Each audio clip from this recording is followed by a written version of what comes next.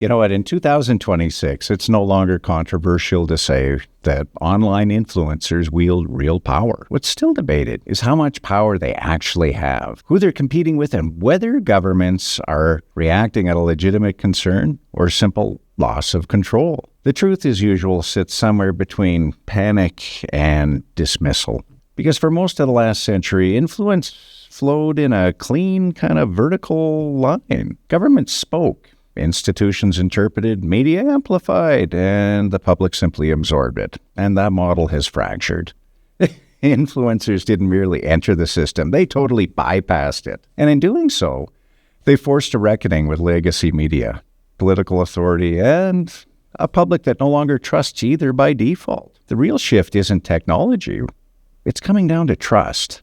Long-running research from institutions such as Edelman Trust Barometer and Reuters Institute for the Study of Journalism shows a sustained decline in trust toward government and traditional media across Western democracies. And you know what? Canada is no exception. At the same time, people increasingly say they trust individuals they perceive as relatable and independent more than institutional spokespeople or credentialed experts. Influencers thrive in that gap. They speak directly, often imperfectly, and without the filters that define legacy media. Now, that doesn't make them right, but it makes them believable. In 2026, the word influencer no longer means lifestyle branding alone. It includes political commentators, financial educators, housing critics, war correspondents, and cultural analysts who operate entirely outside institutional structures. I mean, many command audiences larger than national newspapers or cable news programs. Now, that isn't anecdotal. Even podcast analytics, newsletter subscription data, and platform metrics consistently show independent creators outperforming traditional outlets on reach and engagement. Now, for years, one long-form podcast episode has reached more people than a primetime cable news show.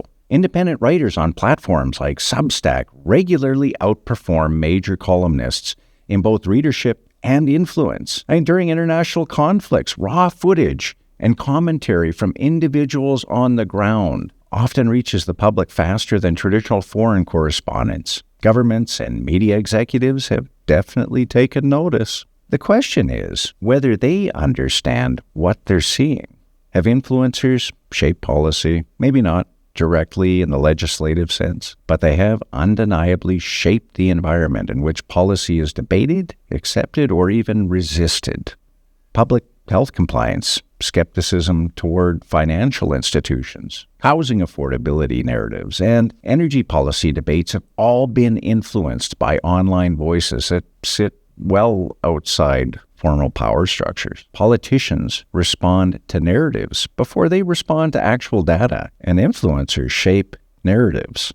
Elections are where anxiety perks. There's little credible evidence that influencers can control election outcomes, but there is growing evidence from research bodies such as the Oxford Internet Institute and Pew Research Center that decentralized online voices are more effective at mobilizing those disengaged voters and shaping issue priorities than party messaging or traditional advertising. And that unnerves political operatives because it's not centrally managed by them anymore. I mean, influencers don't need party approval. They don't need broadcast licenses. They don't need editors. They only need an audience and credibility within that audience. And credibility in the digital age is earned through consistency and perceived honesty, not institutional affiliation. Now, this shift becomes impossible to ignore when online influence moves offline.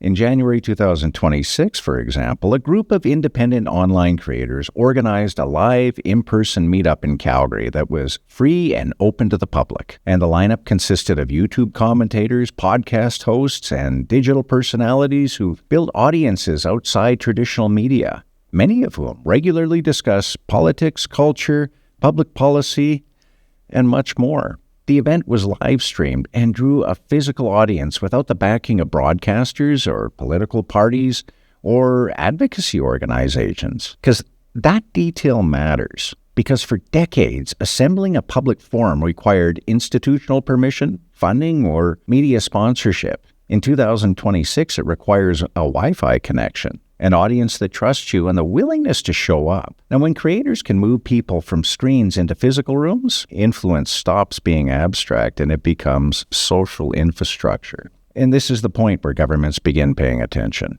Not because such events are radical or dangerous, but because they are independent. No editor approves the guest list. No regulator sets the agenda, and attendance is voluntary. And that kind of attention is rare and increasingly powerful. And events like this don't replace town halls or legislatures, but they compete with them for trust. This competition helps explain why governments increasingly frame online regulation around misinformation, being safety, and democratic protection. Some of those concerns are legitimate. False information spreads quickly.